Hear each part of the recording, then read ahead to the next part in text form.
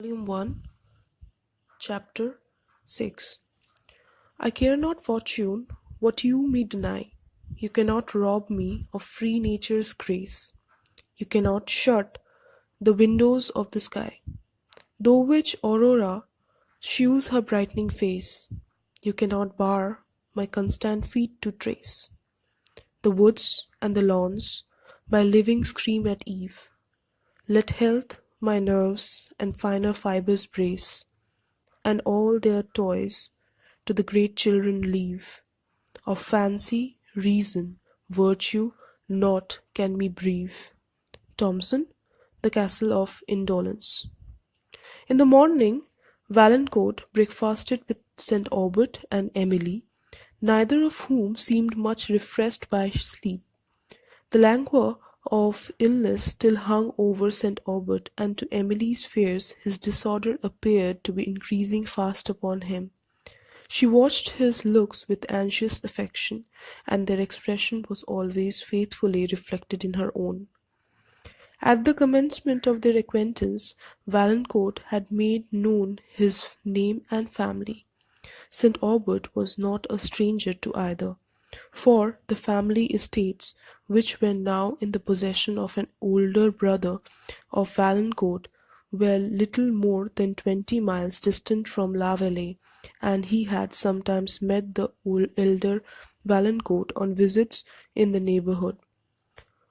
This knowledge had made him more willingly receive his present compassion, for, though his countenance and manners would have won him the acquaintance of St. Aubert, who was very apt to trust to the intelligence of his own eyes, or with respect to countenances, he would not have accepted these as sufficient introductions to that of his daughter. The breakfast was almost as silent as the supper of the preceding night, but their musing was at length interrupted by the sound of the carriage wheels, which were to bear away St. Aubert and Emily. Valancourt started from his chair and went to the window. It was indeed the carriage, and he returned to his seat without speaking. The moment was now come when they must part. St. Aubert said Valancourt that he hoped he would never pass La Vallée without favouring him with a visit, and Valancourt, eagerly thanking him, assured him that he would never. As he said which he looked timidly at Emily, who tried to smile away the seriousness of her spirits. They passed a few minutes in interesting conversation, and St. Aubert then led the way to the carriage, Emily and Valancourt following in silence. The latter lingered at the door several times after they were seated, and none of the party seemed to have courage enough to say farewell. At length St. Aubert pronounced the melancholy word, which Emily passed to Valancourt, who returned it with a dejected smile, and the carriage drove on. The travellers remained for some time in the state of tranquil pensiveness, which is not unpleasing, St. Aubert interrupting it by observing, "There is a plenty of promising young man. It is many years since I have been so much pleased with any person on so short an acquaintance. He brings back to my memory the days of my own youth, when every scene was new and delightful."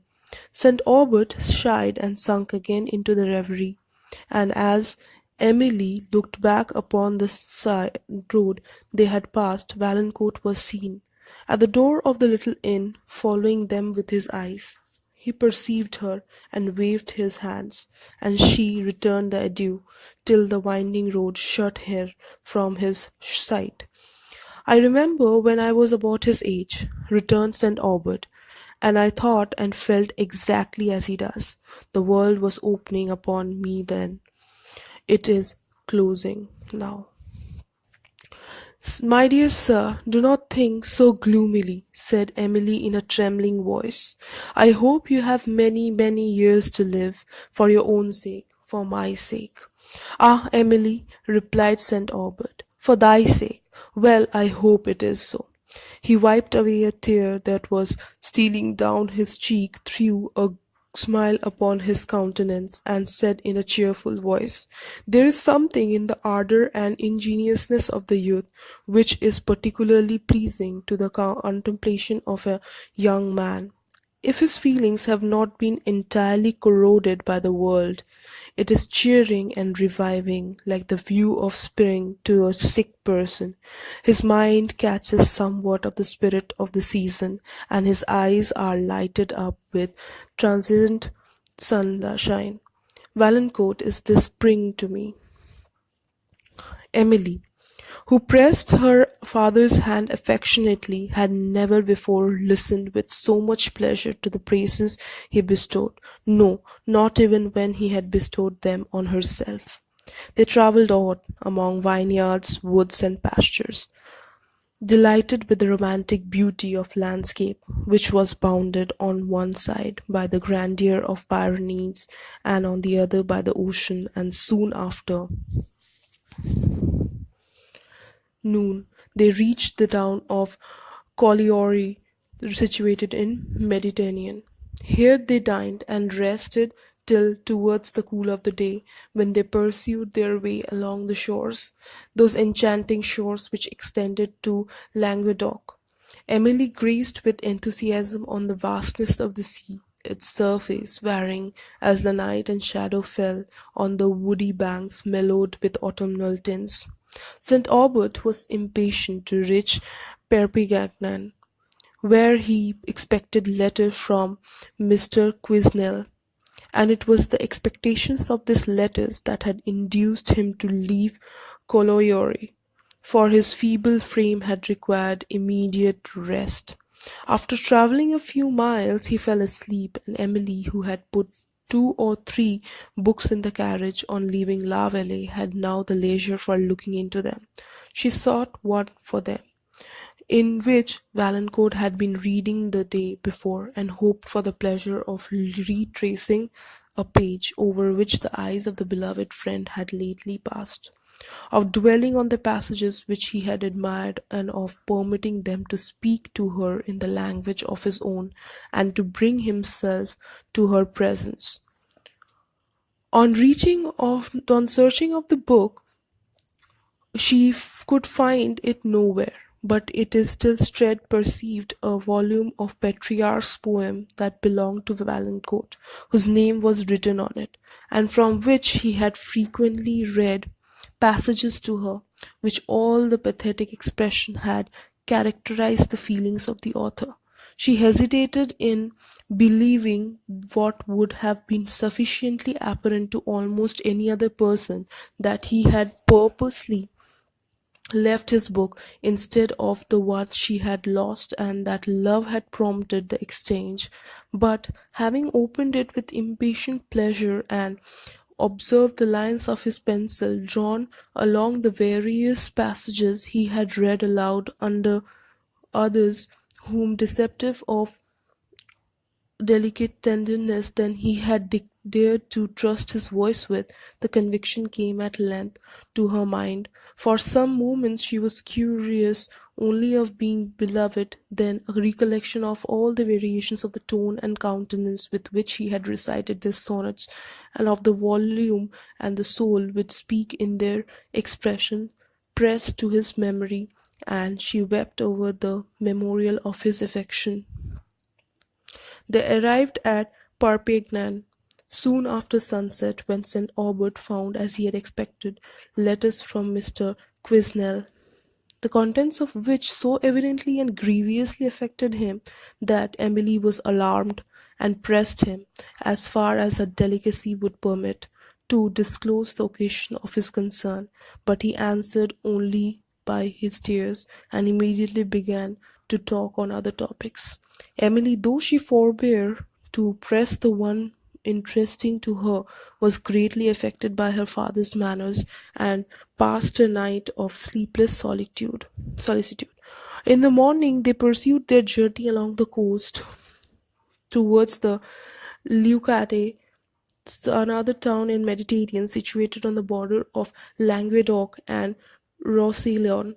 On the way, Emily renewed the subject of preceding night, and appeared so deeply affected by St. Aubert's silence and dejection that he reflects from his reserve. "I was unwilling, my dear Emily," said he, "to throw a cloud over the pleasure you receive from these scenes, and meant, therefore, to conceal for the present some circumstance with which, however, you must at length be much more acquainted. But your anxiety has defeated my purpose. You suffer as much from this perhaps as you will do from the knowledge of the facts I have to relate. Mr. Quesnel's visit proved an unhappy one to me. He came to tell me a part of the news he has now confirmed. You may have heard me mention Mr. M.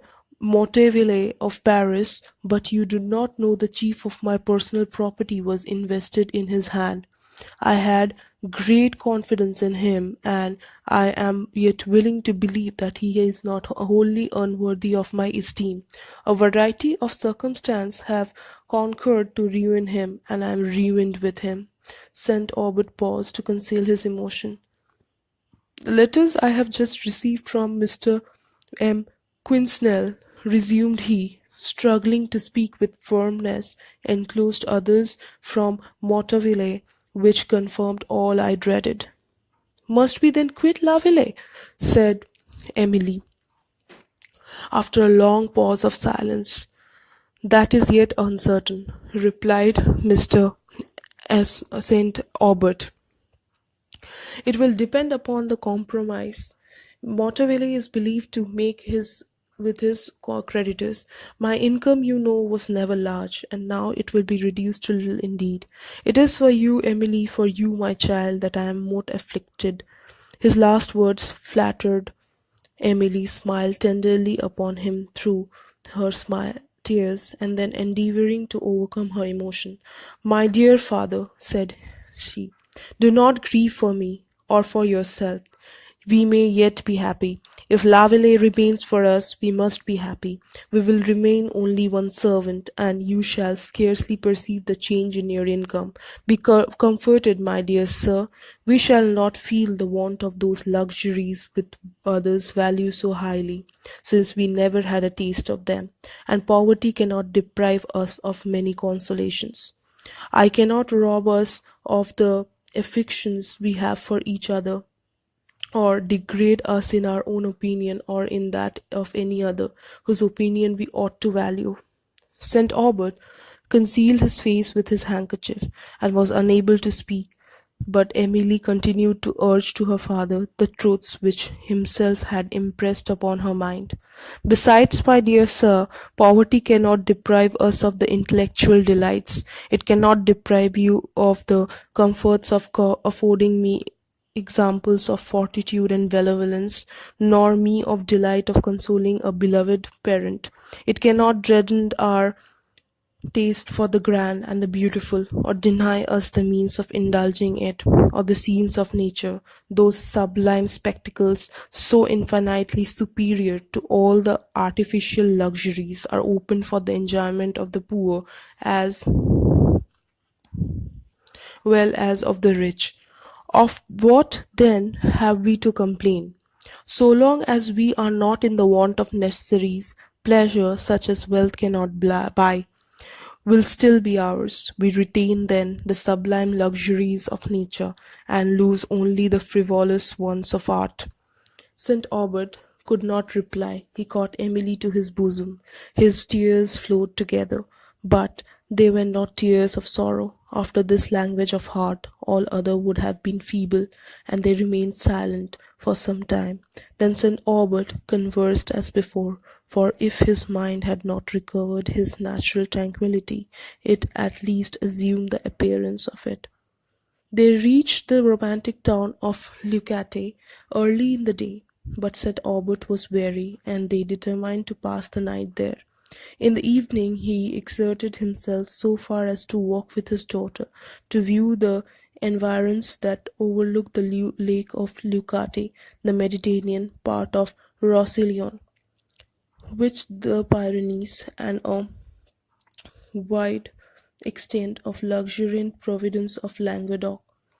now blushing with the ripened vintage which the peasants were bringing together. Said Aubert and Emily saw the busy group, caught the joyous song that was wafted on the breeze, and anticipated with apparent pleasure their next stage journey with this Cree region. He designed, however, still to wind along the seashore. To return home immediately was partly his wish, but from this he had to withheld by a desire of strengthening the pleasure which the journey gave his daughter, and to try the effect of the sea air on his own disorder. On the following day, therefore, they commenced their journey through Languedoc, winding the shores of Mediterranean, the Pyrenees still forming the magnificent background of their prospects, while on their right was the ocean and on their left wide extended plains melting into the blue horizon. St. Aubert was pleased and conversed much with Emily, yet his cheerfulness was sometimes artificial. Sometimes a shade of melancholy would steal upon his countenance and betray him. This was soon chased away by Emily's smile, who smiled, however, with an aching heart, for she saw that his misfortunes preyed upon his mind and upon his enfeebled frame. It was evening when they reached a village of Upper Languedoc when they meant to pass the night, and the place could not afford them beds for here too. It was the time of the vintage, and they were obliged to proceed to the next post. The languor of illness and of fatigue which resulted upon St. Aubert required immediate repose, and the evening was now far advanced, but from necessity there was no appeal. He ordered Michael to proceed. The plain lands of Languedoc, which exhibited the glories of vintage with the gaieties of French festival, no longer awakened St. Aubert to pleasure, whose condition formed a mournful contrast to the hilarity and youthful beauty which surrounded him as his languid eyes moved over the scene. He considered that they would soon perhaps be closed forever on this world. Those distant and sublime mountains, he said secretly as he gazed on the chair of Pyrenees that stretched towards the west. These luxuriant plains, this blue vault, the cheerful light of the day, will be shut from my eyes. The song of the peasants, the cheering voice of the man will no longer sound for me. The intelligent eyes of Emily seemed to read what passed in the mind of her father, and she fixed them on his face with the expression of such tender pity as recalled his thoughts from every delusionary object of regret. He remembered only that he must leave his daughter without protection. This reflection changed regret to agony. He sighed deeply and remained silent, while she seemed to understand that sigh, for she pressed his hand affectionately and then turned to the window to conceal her tears. The sun now threw a last yellow gleam on the waves of Mediterranean, and the gloom of the twilight spread fast over the scene, till only a melancholy ray appeared on the western horizon, making the point where the sun had set amid the vapours of the autumnal evening.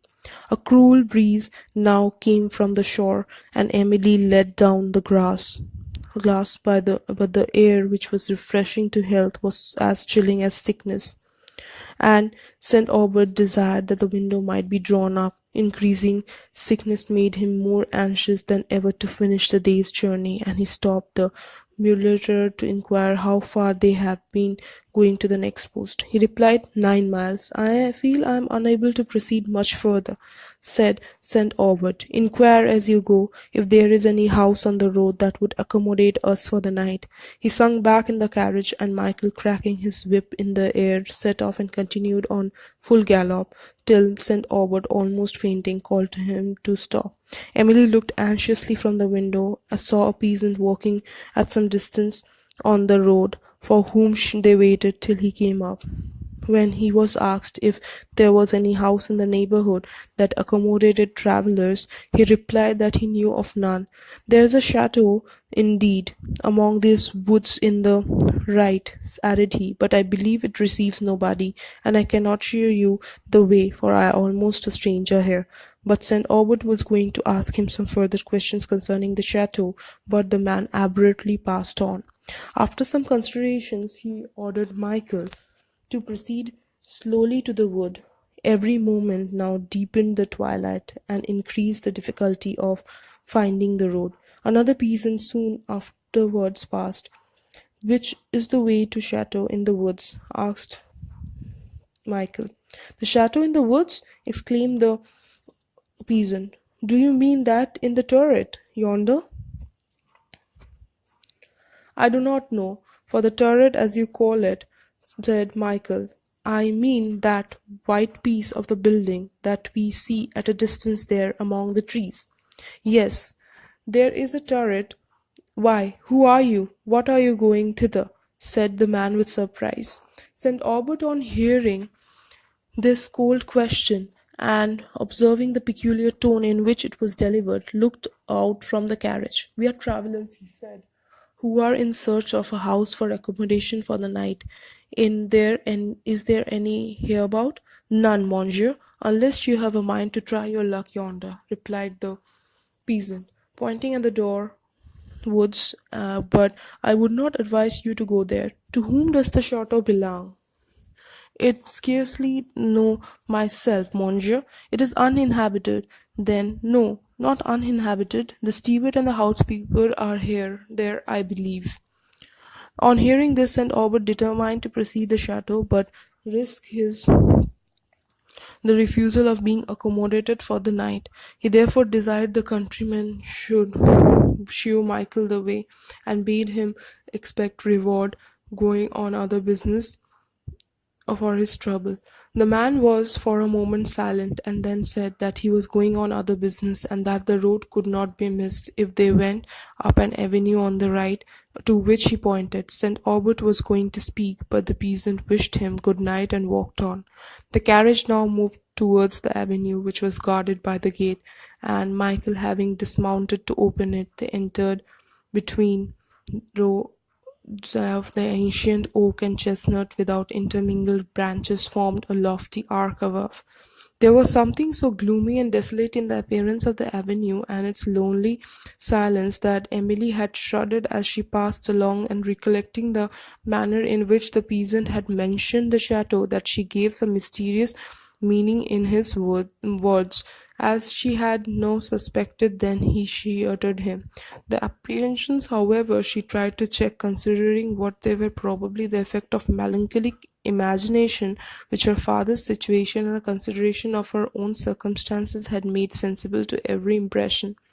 They passed slowly on, for they were now almost in darkness, which, together with the unevenness of the ground and the frequent roots of the old trees that shot up above the soil, made it necessary to proceed with caution. On a sudden, Michael stopped the carriage, and St. Aubert looked from the window to inquire the cause. He perceived a figure at some distance moving up the avenue. The dusk would not permit him to distinguish what it was, but he bade Michael to go on. This seems a strange wild place, said Michael. There is no house thereabout. Don't your honour think we'd better turn back? Go a little further, for if we see no house then we will return on the road, replied St. Aubert. Michael proceeded with reluctance, and the extreme slowness of this place made St. Aubert look again from the window to hasten him. When again he saw the same figure, he was somewhat startled. Probably the gloominess of the spot made him more liable to alarm than usual. However this might be, he now supposed Michael, and bade him call to the person in the avenue. Please your honour, he may be a robber, said Michael. It does not please me, said uh, St. Aubert. We could not forbear smiling at the simplicity of the phrase, and we will therefore return to the road, for I see no probability of meeting here with what we seek. Turned about immediately, and was retracing his way with alacrity, when a voice was heard among the trees on the left. It was not the voice of the command or distress, but a deep, hollow tone, which seemed to be scarcely human.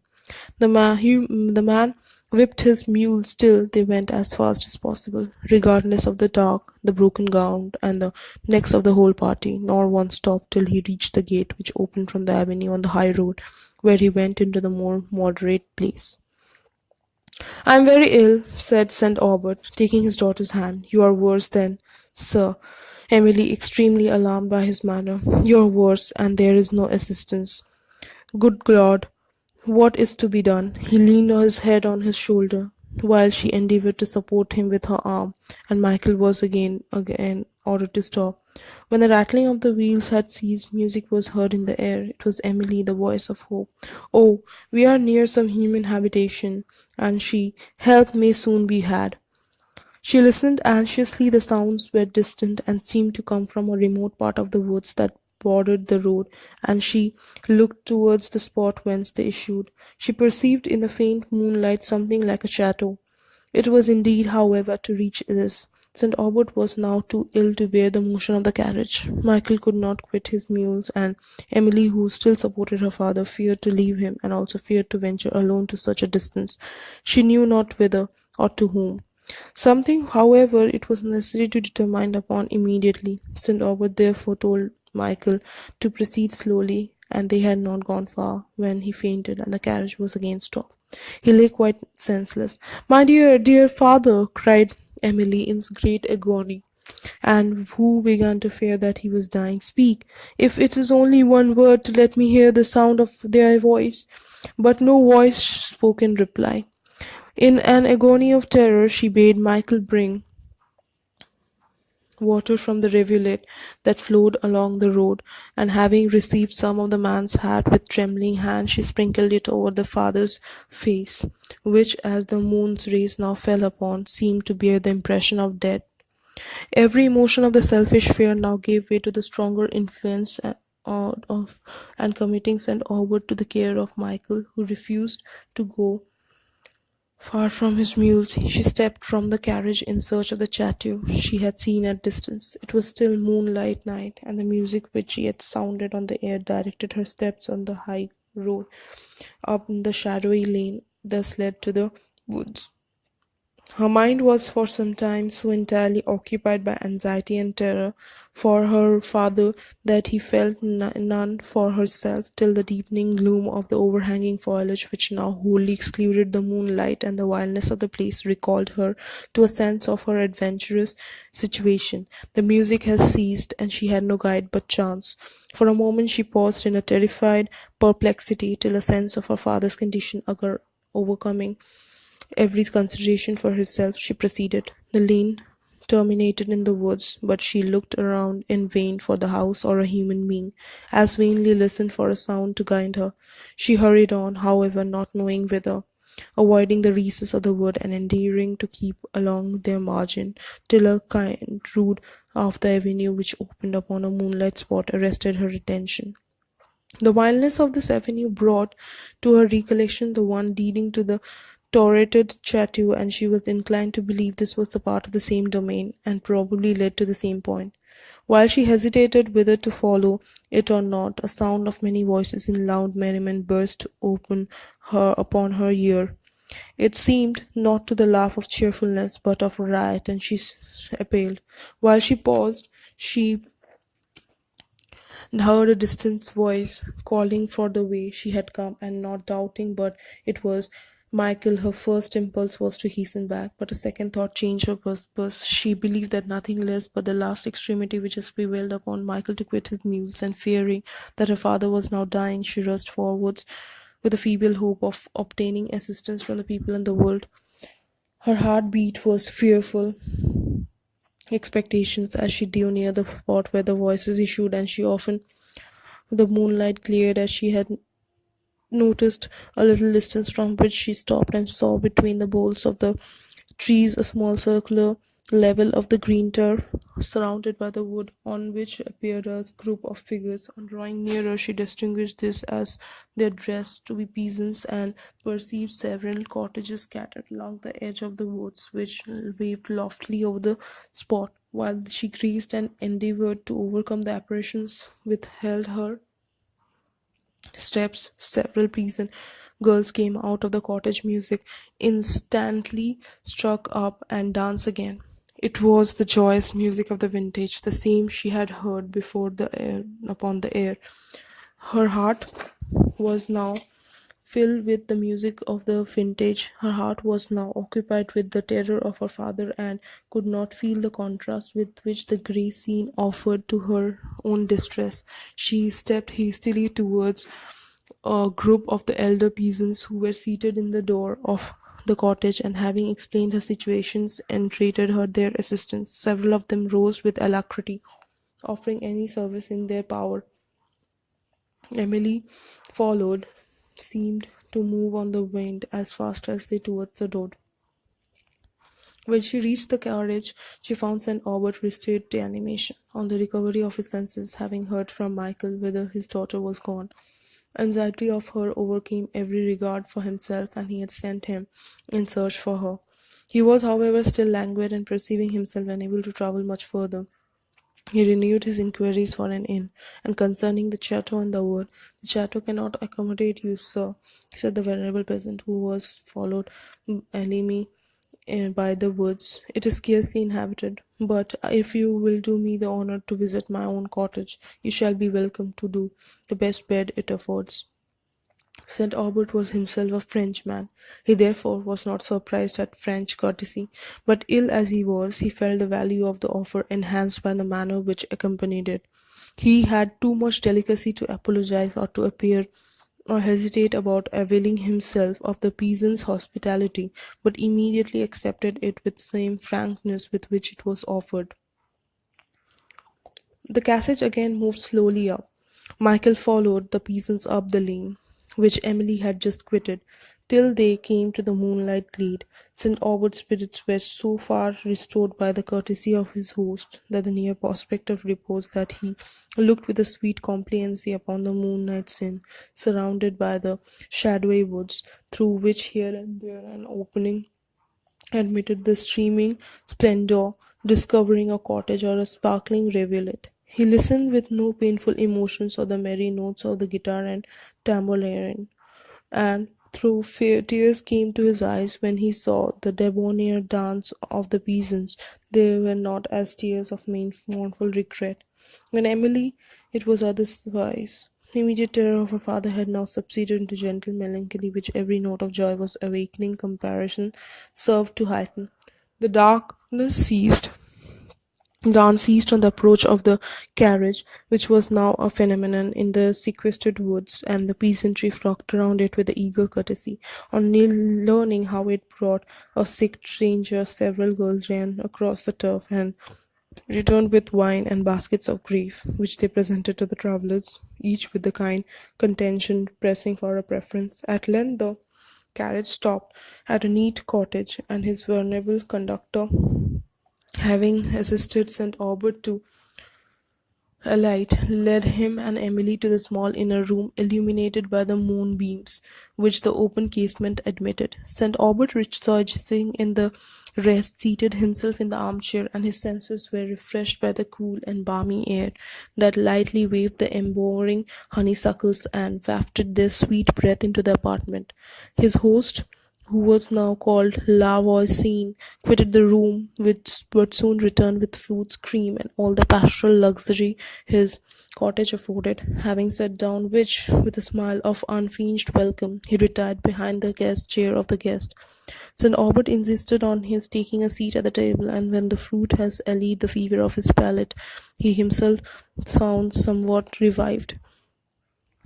He began to converse with his host, who communicated several particulars concerning himself and his family, which were interesting, because when they spoke from the heart, the delineated picture of sweet courtesies of family kindness. Emily sat by her father holding his hand, and while she listened to the old man, her heart swelled with affectionate sympathy he described, and her tears fell to the mournful consideration that death would probably soon deprive her of the dearest blessing she ever possessed. The soft moonlight of an autumnal evening and the distant music with which now sounded a plaintive strain aided the melancholy of her mind. The old man continued to talk of his family, and St. Aubert remained silent. "I have only one daughter living," said La Volini, but she is happily married and is everything to me. When I lost my wife, he said with a sigh, I come to live with Agnes and her family. She has several children who are all dancing on the green yonder as merry as grasshoppers, and may they be so. I hope to die among them, Monsieur. I am old now and cannot expect to live long, but there is some comfort in dying surrounded by one's children. My good friend, said Sir Albert, while his voice trembled, I hope you will live long, surrounded by them. Ah, sir, at my age I must not expect that, replied the old man, and he paused. I scarcely wish it, he resumed, for I thought and trust that whatever I die I shall go to heaven, where my poor wife is gone before me. I can sometimes almost fancy I can see her of a still moonlight night, walking among the shade she loved so well. Do you believe, monsieur, that we shall be permitted to revisit earth after we have quitted this body? Emily could no longer stifle the anguish of her heart.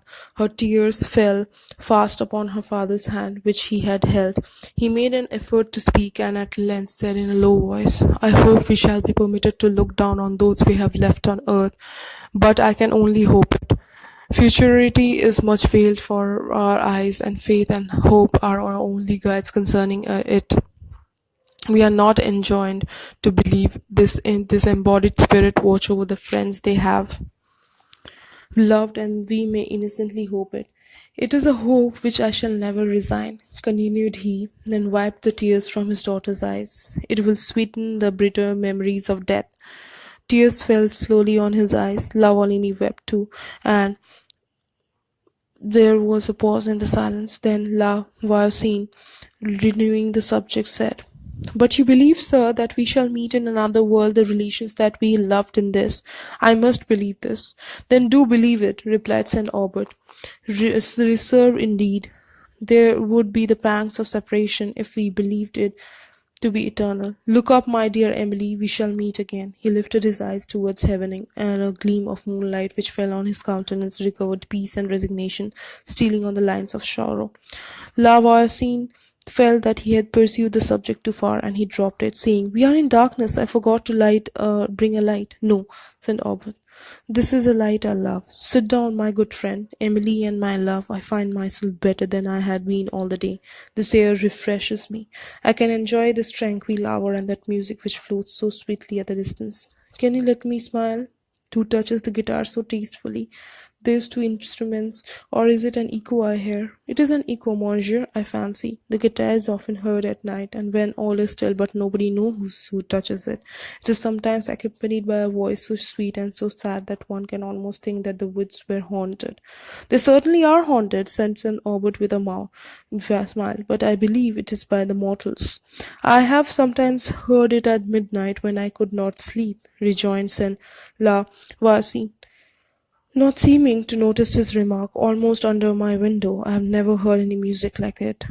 It has often made me think of my poor wife till I cried.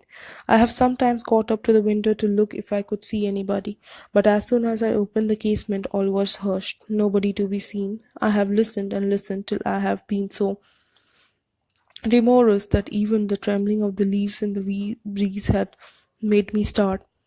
They say it often comes to the warn of the people of their death, but I have heard it many years and outlived the warning. Emily, though she smiled at the mention of this really ridiculous superstition, could not, in the present tone of her spirit, wholly resist its contagion. Well, but my dear friends and Albert, has anybody had courage to follow the sound? If they had, they would probably have discovered who the musician is.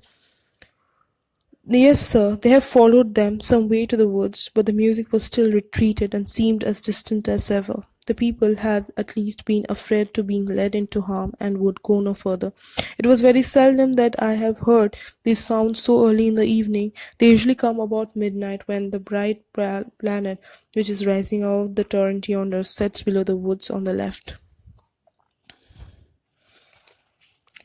What torrent? Said Albert with quickness. I see none. Your pardon, monsieur. You do see one indeed, when the moon shines full upon it, up the avenue, yonder avenue, or long way off. The chateau it belongs to is hid among the trees. Yes, my dear sir, said Sir Emily, pointing. Don't you see something glitter above the dark woods? It is the fane, I fancy, with the rays fall upon. Oh, yes, I see. What do you mean? And you, who does the chateau belong to? The Marquis de Villore was its owner, replied was voicing emphatically. Ah, said Albert with a deep sigh. But then we are so near La Blanc. He appeared much agitated. It used to be Marquin's favorite residence, resumed La Voisin, but he took a dislike to the place and has not been here for many years. We have lately just heard that he's dead and it's fallen into his other hands. St. Aubert, who had got up and seen me, was wrought with that. Dead? Exclaimed. Good God, when did he die? He's reported to have died about 6 weeks since, said replied Lavalini. Did you know the Marquis, sir? This is very extraordinary, said Saint Aubert, who, attending the question, why it is so, my dear sir, said Emily in a voice of timid curiosity. He made no reply, but sank again into the reverie, and in few moments, when he seemed to have recovered himself, asked who had succeeded to the estates. I have forgot the title, monsieur, said La Voisin, but my lord resides at the Paris chiefly. I hear no talk of his coming thither. The chateau is shut up then?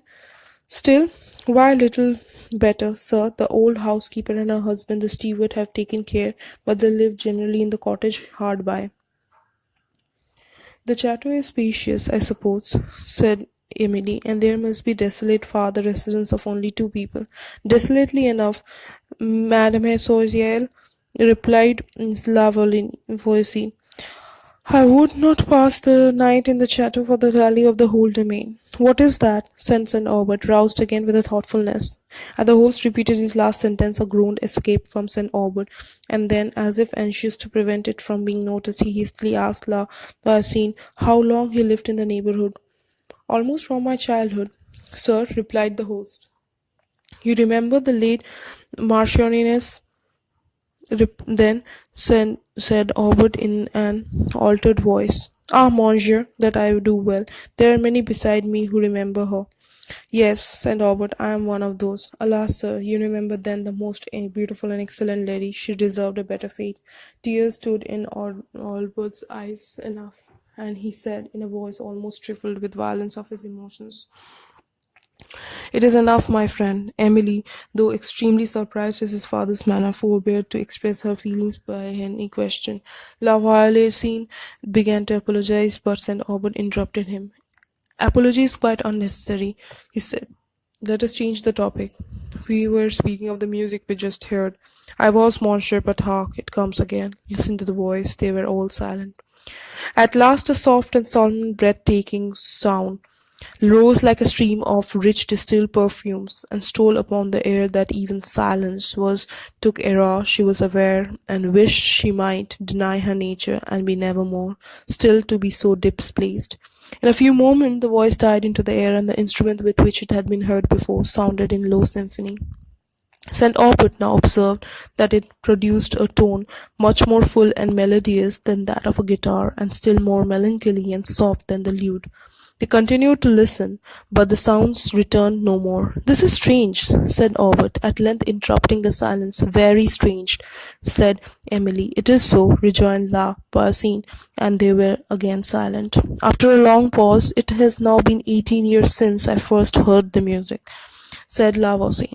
I remember it was on the fine summer's nights, much like this, but later, as I was walking in the woods and alone, I remember too that my spirits were very low, for one of my boys were ill, and we feared we would lose him. I had been watching at his bedside all the evening where his mother slept, for she had sat up with him the night before. I had been watching and went down for a fresh air, and the day has been very sultry. As I walked through the streets and mused, I heard the music at the distance and thought it was Claude playing upon his flute, for he often did of a fine evening at the cottage door. But when I came to a place There the tree opened. I shall never forget it, and stood looking up for the north nights that shoot up the heaven of the great height. I heard of all of a sudden such sounds. They came as if they had cannot describe. It was like the music of the angels, and I looked up again, almost expecting to see them in the sky. When I came home, I told what I have first heard, and then they laughed at me and said it must be some of the shepherds playing their pipes, and I could not persuade them to the contrary. A few nights after, however, my wife herself heard the same sound. I was so much surprised as I was, and Father Dennis frightened her sadly by saying that it was a music came to warn of her child's death, and that music came often to the houses there when there was a dying person. Emily, on hearing this, shrunk with superstitious dread, entirely new to her, and she could scarcely conceal her agitation from St. Aubert. But the boy lived, monsieur, in spite of the Father Dennis. Father Dennis, said St. Aubert, who had listened to the narrative old age with patient attention. Are we near a convent, then? Yes, sir. The convent of St. Clare stands at no great distance on the seashore yonder. Ah, said St. Aubert, as if struck with some sudden resemblance in the convent of St. Clare. St. Emily observed the crowds of grief mingled with faint expression of horror gathering on his brow.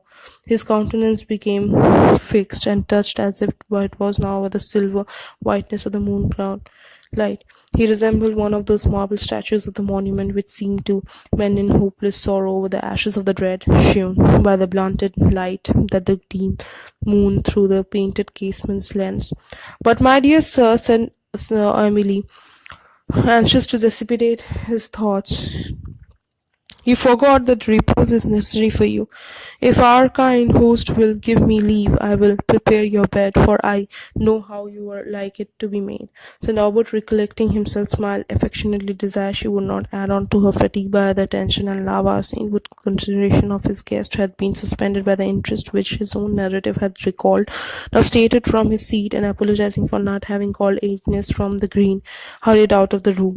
In a few moments he returned with his daughter, a young woman of pleasing countenance, and Emily learned from her what she has not before suspected, that for their accommodation it was necessary that Lavoisier's family should leave their best. She lamented this circumstance, but Agnes, by her fully reply, proved that she inherited at least a share of her father's countenance hospitality. It was settled that some of her children and Michael would sleep in the neighbouring cottage. If I am better tomorrow, my dear, said Aubert, and when Emily returned to his, I mean to set out at an early hour, that we may rest during the heat of the day, and I will travel towards the home. In the present state of my health and spirits, I cannot look long to a journey with pleasure, and I am also very anxious to reach La Vallée. Emily, though she had also desired to return, was grieved at his father's sudden wish to do so, which she thought indicated a greater degree of indisposition which he had acknowledged. St. Aubert now returned to rest, and Emily in her little chamber, but not to immediate repose. Her thoughts returned to the late conversation concerning the state of the dreaded spirits, a subject at this time particularly affecting to her, when she had a very reason to believe that her dear father would ere long be numbered with them. She leaned pensively on the little open casement, and in a deep thought fixed her eyes to the heaven, and with blue unclouded concave was studded thick with stars, and the world, perhaps of spirit, unsphered by the mortal mould. Her eyes wandered along the boundless aether. Her thoughts rose as before towards the sublimity of the deity, and to the contemplation of futurity. No busy note of this world interrupted the course of her mind. The merry dance had ceased, and every cottager had retired to his home. The still air seemed scarcely to breathe upon the woods, and now and then the distance of the sound of the solitary ship bell, or of the closing casement, was all that she broke on the silence. At length even this hint of human being was heard no more, elevated and unwrapped, while her eyes were often wet with tears of sublime devotion and solemn awe. She continued at the casement till the gloom of the midnight hung over the earth, and the planet which Lavoisier had pointed out sunk below the woods.